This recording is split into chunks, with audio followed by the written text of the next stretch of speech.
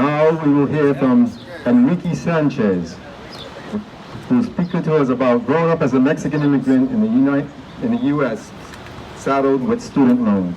Thank you, appreciate it. Hello everyone, my name is Enrique Sanchez, just a regular community member of the area, and an ally to all oppressed people, working class people, people of color, LGBTQ plus, IA, non-binary communities, people struggling, not just in Providence, Pawtucket, Central Falls, but outside the state, in New England, across the country, and across the globe. Lots of black and brown people and poor people all across the world are counting on us to put pressure on our state governments, on our local governments, on our federal government, because our federal governments, alongside corporations, are working together and have worked together for a long time to keep marginalized people oppressed in our country and across the globe.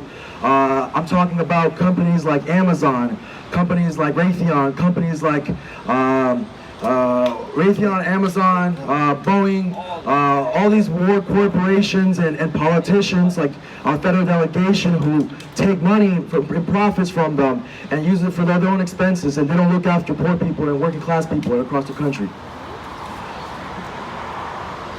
I am here in full support and solidarity of the Poor People's Campaign and calling for a third reconstruction of our systems and institutions that would benefit poor, working class, and marginalized communities.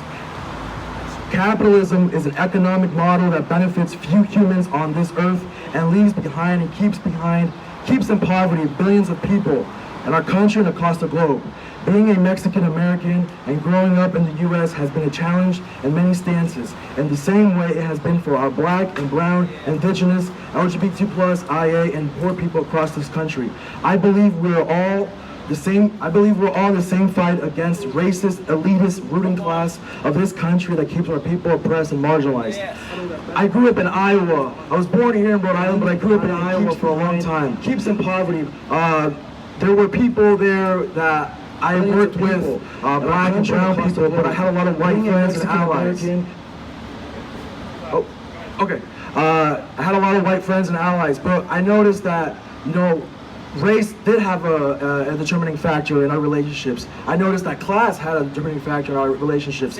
That's one thing that people here, right, we all lack sometimes, right? I think all of us understand that class consciousness is an important aspect in understanding, it's okay to be poor, working class. Why do we have to be rich? Why do we have to have money, right? Why do we have to think that, materialism is one of the most important things on this planet? It's okay to be caring for each other as human beings. It's okay to be working alongside, getting an education, educating each other, because that's how we grow as human beings.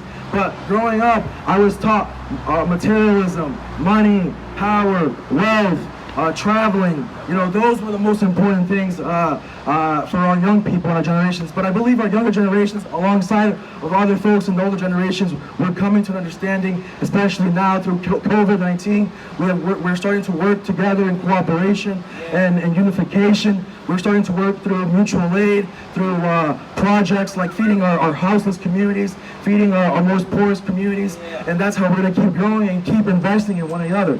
So, yeah, even though I identify myself as a Mexican American, Latinx, Latino person, but I'm always for our black and brown, indigenous people, our non-binary communities, LGBT plus communities, because at the end of the day, we're fighting the same ruling elite at the State House and in Washington, D.C. and Silicon Valley, who keep us here underrepresented and keep us poor and keep us fighting amongst each other, when in reality, we should be fighting against them. Thank you very much. Thank you.